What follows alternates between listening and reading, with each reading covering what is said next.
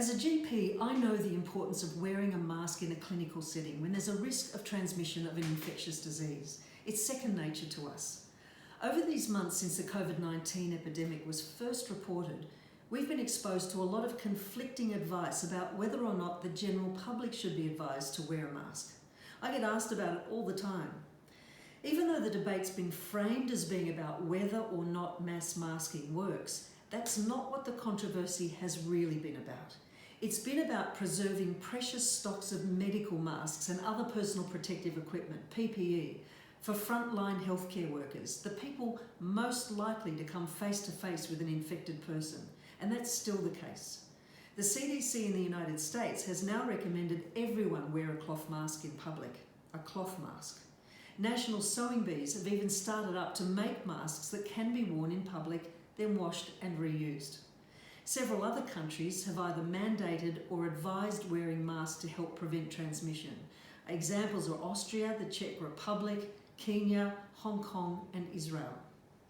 Now the World Health Organization, they've not yet recommended mass use of masks for healthy people in the community. But that doesn't take into account the people in the community who are infectious but have no symptoms.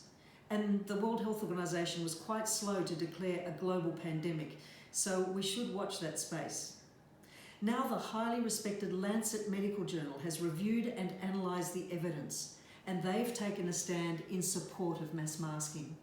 They said medical masks must be reserved for healthcare workers, yet to control the infection source, rather than to self-protect, we believe, they said, that cloth masks, as recommended by the CDC, are likely to be adequate, especially if everyone wears a mask.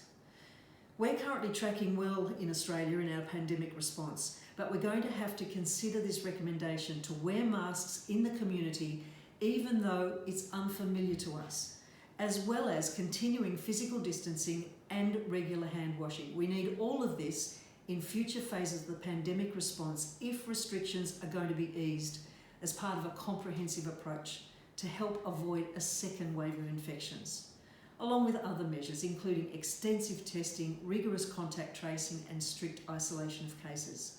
I think it's time for an honest, evidence-based conversation about masks for all.